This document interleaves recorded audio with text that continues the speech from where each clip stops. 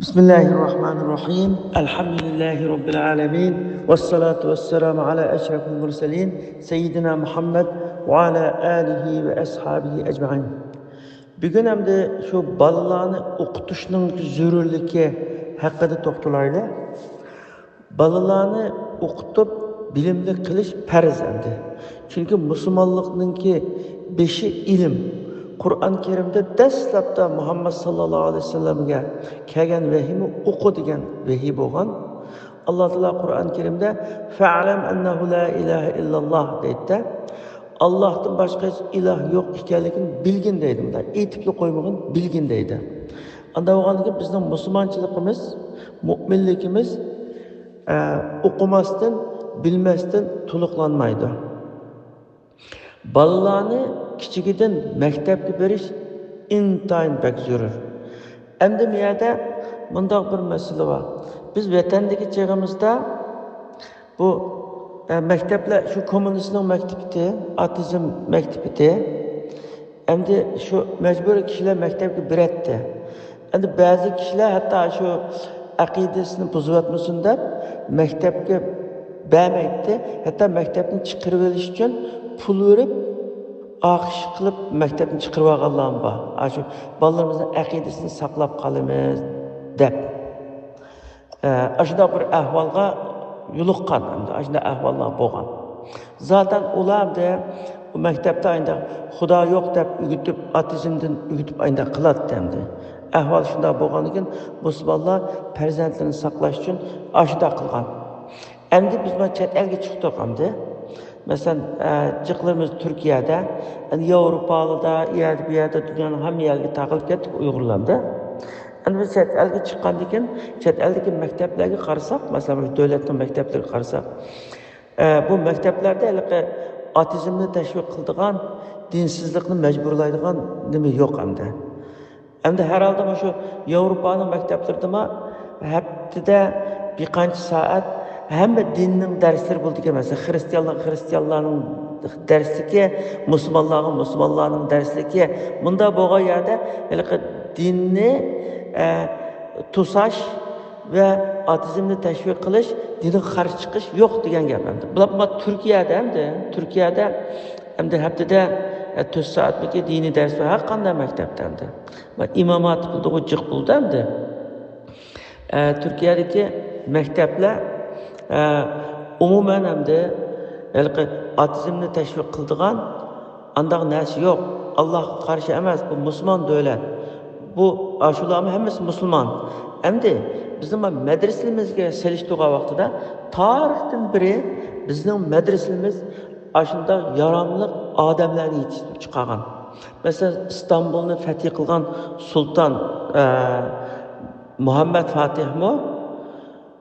Medresede okup 7 til öğrengen ekan. Medresede okup çıkan şularma. Yusuf Has Hacip deymiz, Mehmet Kaşgari deymiz, onun başka nurgun alimlerimiz mesela. Muhammed Emin Buğra deymiz, Sabit Damıllam deymiz mesela. Hemmesi aşılar medresede okup çıkan, medresede okup çıkıp siyasun bulalığan, alim bulalığan, ziyali bulalığan, yani nurgun nasip bulalgan.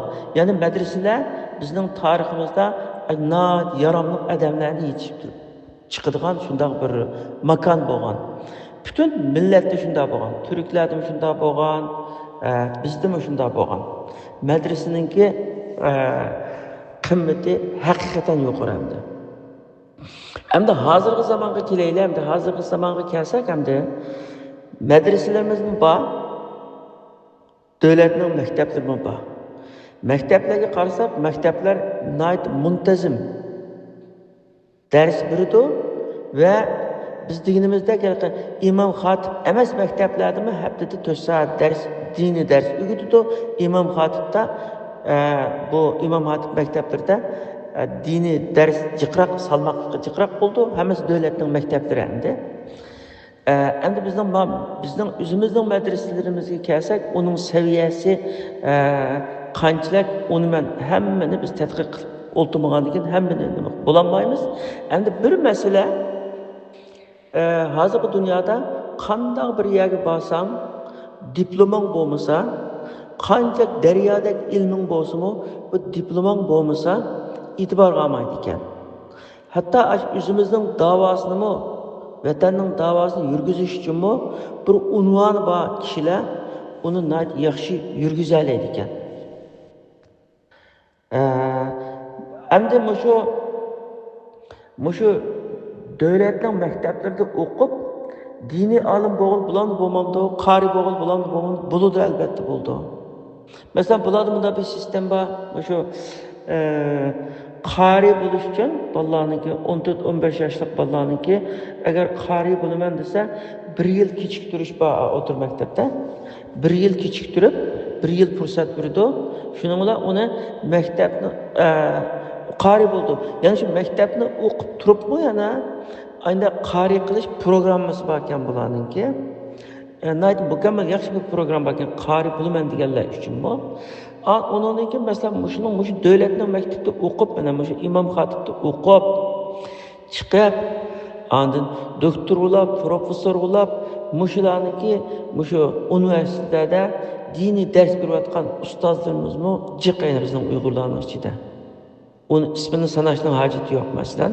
Uningdan boshqa shu munda o'qib, imtihon berib, har qaysi masjidlarda imom bo'layotganlar bakchiq bizning Uyg'urlarning ichida. Hozir mushu yilning ichida natija qarindishimiz Turkiyaning o'xshash bo'lmagan noya, viloyat va yezilarga shu imom bo'lib ketdi. Davlatlik maoshliq imom endi. Endi buningki bir yaxshi bir avantaji imomlikni qilish orqali kunduzi bo'sh bo'lgandan keyin ilmiy xizmatlarni yaxshi qila oladi, vatan uchun yaxshi xizmat qiladi desa qila oladi, uningdan texmi yuqori bilim oladi desa ola oladi.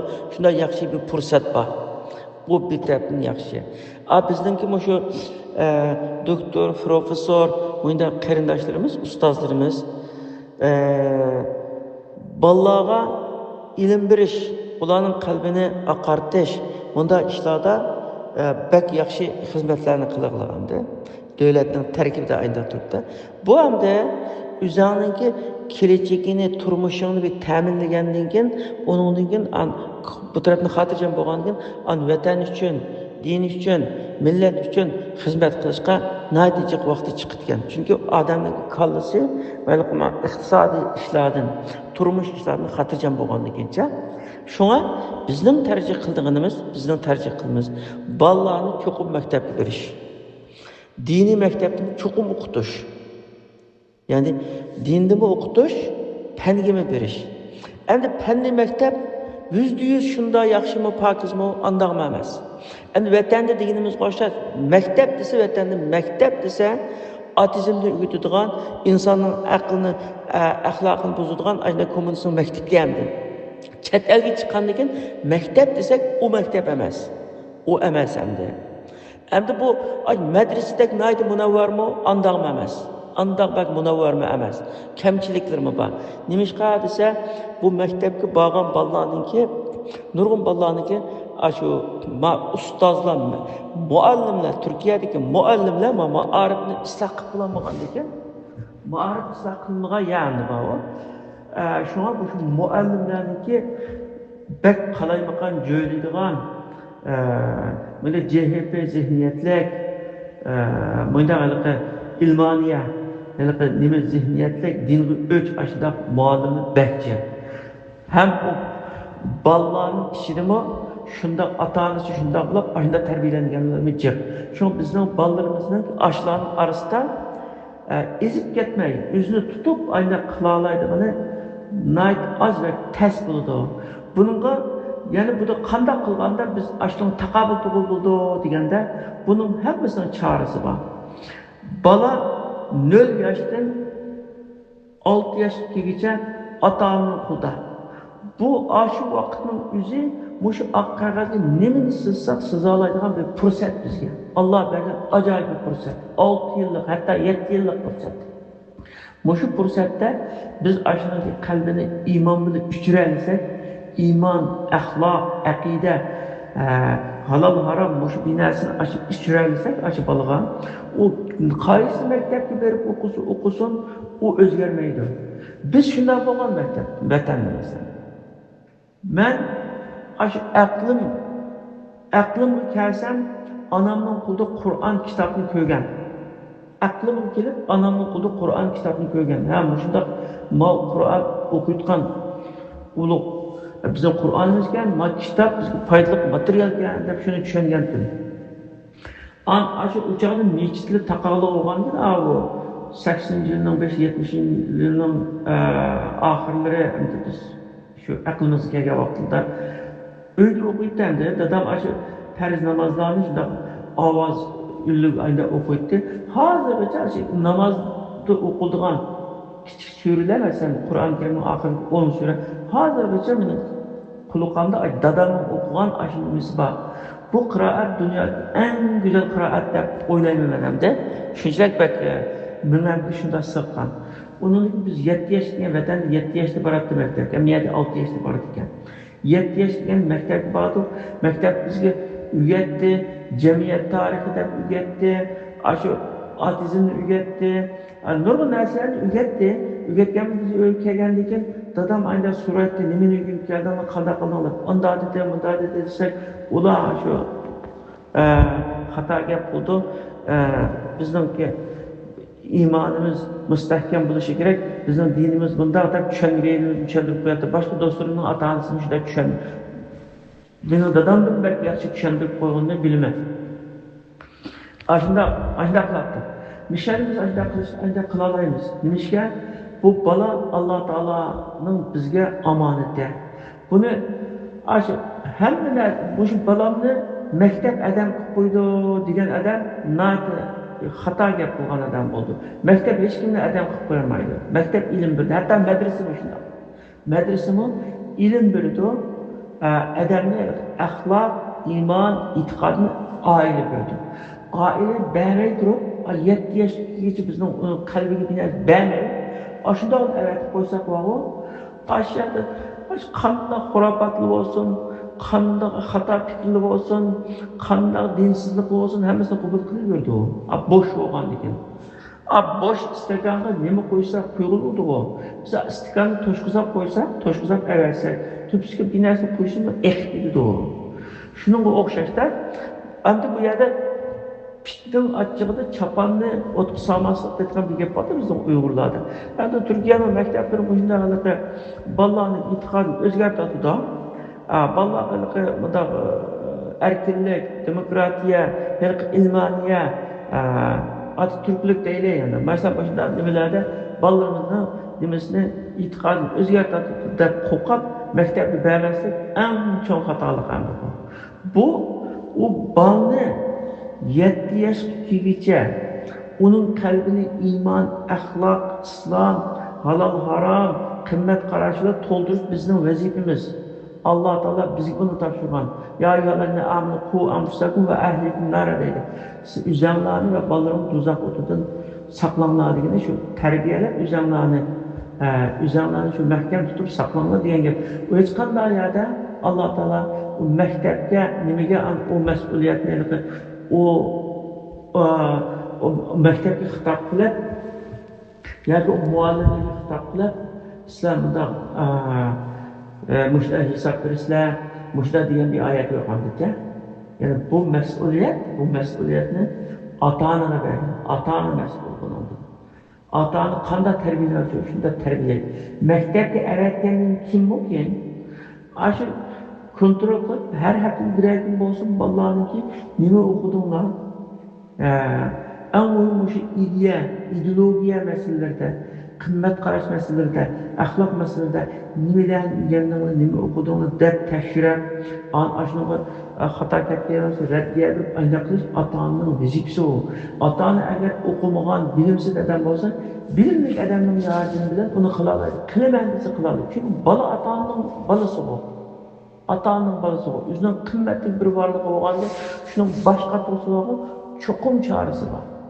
Anbiya demoqchi bo'lgan emas. Bizning Uyg'urlarning ichidami ayda advokatlar, millat vakillari ayda shu hukumat orullardaki muşdaqalıqı çoğ professorlar, yazıcılar, ziyaliler, alimler ayda çıksın. Şunda çıkkanda bizning millatning davosini shular axtiralaydi. Dunyoda hozir shu davoni axtirayotganlar shu o'qigan, bilimlik, maktab ko'rgan ashunday odamlar masalan endi. Andaq odamlarniki bir yerga berib buni vatanni gap qilsin, gapini anglaydi. Shunga bizning ham din va dunyolik ikkili ishimizni elib berishimiz uchun, ikkilisini saqlab elib berishimiz uchun bolalarimizni cho'qim maktabga berish kerak. Maktab andaqkan, mundaqkan, mundaq qilyotgan, andaq qilyotgan degan, andaq qilyotmaydi. O biz ashuni kontrol qilib tursak, biz ash bolalarimizga ashunda bolalarimizninki ashu nima o'qidi, nima o'rgandi, fikr qarashni nima, haftada bir yakin bunda bolalar bilan suhbatlashish ba'zi masalalar masalan. Shu orqali bolalarimiz qanday ketib qolganligini, qanday ketib berayotganligini biz bilalaymiz. Endi diniy ilm bilan fanniy ilm ikkilisi Allah Teala'dan kelgan ilim. Bu ilimler birbirisinden ayrılmaydı. Burunqi zamanda dini ilim, fanniy ilim, ahiretlik ilim, dünyalık ilimde fakat ayrılmagan. Mesela İbn Sina, Farabi, İbn Heysem, Cabir, qatarlıqların hammasi dinde şunda katta alim, dinde kitapları var, fende yana kitapları var. Bunda bo'lganda ular fakat anda ayrımçılık bo'lmagan. Yani aşında çok katlı bir alimlarla mesela dinde naydı meşhur kitaplar var. Dini eserleri. Yani pende ya astronomiyada olsun, ya tibabette olsun, ya ki coğrafyada olsun, başka nasıl olsun. Yani aşında yani meşhur aile kitaplar var. İkilisi yetişken hem de olan. İkilisi kullanılıyor. Uçak dünyalık ilim, ahiretlik ilim de ayrılmagan.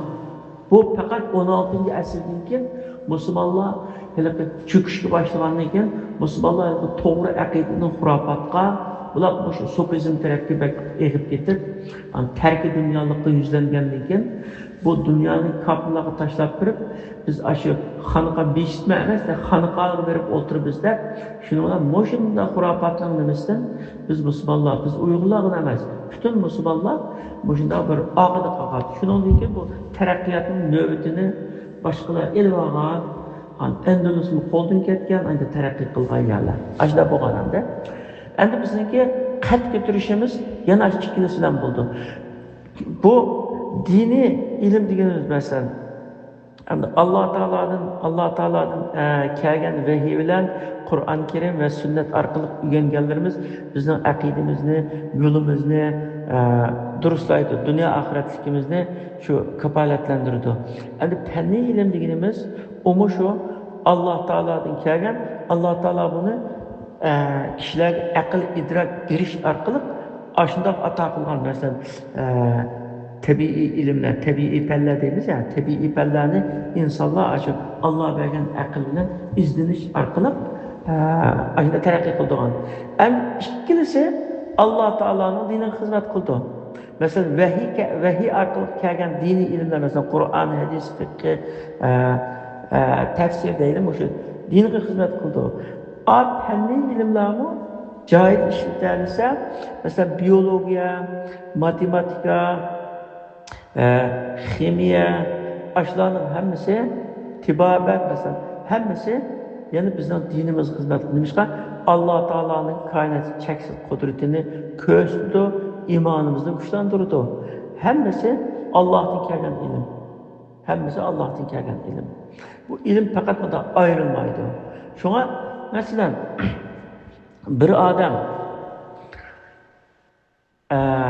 tafsir o'qibdi, Qur'onni yodlabdi, hadis o'qibdi, fiqh o'qibdi, ya damollamlabdi, qarorlabdi, ichida katta olim bo'libdi, ammo uning maqsadi o'sha shuhrat qozonish va dunyo manfaatiga erishish yoki yaxshiroq turmush kechirish uchun o'qigan bo'lsa, shunda o'qigan bo'lsa, bu ilmni diniy ilm demaymiz uni. Dunyolik ilm bo'lib qoldi u, dunyolik ilm. Chunki maqsad dunyolik uchun o'qidi ya. Endi masalan fizik olsun, matematik olsun, ximiya olsun, mayli qaysi fanniy ilmlar bo'lsin, bu ilmda men mushu ilmlarni Allohning diniga xizmat qildirman, musulmonlarga xizmat qilaman. Mushu orqali meningki musulmonlik burchimni ado qilaman degan maqsad bilan o'qisa, diniy ilm qatorida savob topadi. Oldinqisi savob topmaydi.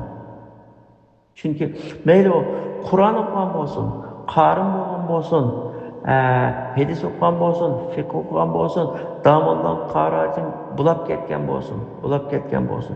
Lekin niyati dunyolik uchun o'qiganlik uchun, dunyolik uchunla Allah razılıq yo'q, dunyolik uchun o'qigan bo'lsa, dunyoviy ilm bo'lishi maqsadga yetadi. Endi mayli fizik olsun, matematik olsun, algebra olsun, astronomiya olsun, bunda Allah Taola'nın cheksiz qudratini tepish, shunda o'zining iymonini kuchlantirish, o'sha ilmni Allohning diniga xizmat qildirish uchun ayda o'qigan bo'lsa, bu diniy ya'ni oxirat ilm bo'lib hisoblanadi, niyatlarga bog'liq hamda. Shunga mush bolalarni maktabga berish hayotimizda eng muhim farzlardan biri. Agar bolalarni maktabga bermagan ota-ona bir umr pushaymon qildi. Chunki bolalar 7-8 yoshdan ketib qolgandan keyin uning maktabga boray desam borolmaydi. Qabul qilmaydi, yeshi cho'mib qolgandan keyincha kichik chog'da berish kerak. Ammo shu maktabga berishning oldidagi 0 yoshdan 6 yoshgacha bo'lgan vaqt Alloh taolo biz ota-onalarga ato qilgan ajoyib tepilmas bir fursat. Mushu vaqtni qo'ldan bermagan ota-ona chuqum qazanadi. Shu 6 yoshgacha endi o'ylab qoladi, bu 6 yoshgacha kelgan kichik bola degan nimani biladi deymiz. Bütün hayotdagi shu aqida, iymon, halol harom, qimmat qarashni shu chog'da bizga yerlashtirgan. Shu chog'da, shu yeshida bizga yerlashtirdi. Qanday yerlashtirib o'rganib emas. Faqat ko'rib ota-onaning qilganini, ota-onaning namoz o'qiganini qarab, ota-onaning gapsizligiga qarab, ota-onaning axloqiga qarab, ota-onaning ibodatlari, shunga qarab, shu hammani resimga tortib elib o'zida shakllantirdi. Shunga bolalarimizni eng mukammal shu yaxshi, to'g'ri e'tiqod, yaxshi iymon, yaxshi amal, go'zal axloq, ilg'or qimmat qarash, shuni bolalarning nimasiga to'ldirman degandan shuni o'ziga to'ldirish kerak, o'zida bo'lish kerak. O'zida bo'lib, shuni ko'rsatish kerak bolaga. Bolaga shuni ko'rsatgandan keyin bola bani o'rgangan bola mau yaxshi, mau xato, mau to'g'ri, buni deyishning hech hojati yo'q. Shunda bola nimasiga oladi, shuni bilan mangadi. Biz shu vojibimizni qilib bo'lgan ekan, uni maktabga bersak, hech qanday ansirmaydi. Mayli Yevropadagi maktablar bo'lsin, Amerikadagi maktab bo'lsin, Turkiyadagi maktab bo'lsin, biz maktabga bersak uni ansirmaymiz. Uni maktabga berganligini deganimizga o'xshash kontrol qilib turamiz, masalan, so'zlashib turamiz bolalar bilan. Haftada bir kun bo'lsin, so'zlashib turamiz. Bunda bolalarimizni saqlay olamiz. Ammo bu maktab degan bolalarniki nimasini biz axloqini yoki aqidasini buzatadi deb maktabga bermaslik hamda shu pitning ochchig'ida choponni ko'ydib etgandeklar bir ish ham bu. U ziyon tortib qolamiz uningcha. Alloh taolo hammamizniki farzandlarini o'z panohida saqlasin. Bizim farzandlarimizni Allohga bog'langan, vatanni unutmaydigan, ota-onasiga vafodor, insoniyatga, bular musulmonlarga, o'zining xalqiga manfaatli bo'lgan, insofli, yaxshi bolalardan qilsin. Amin.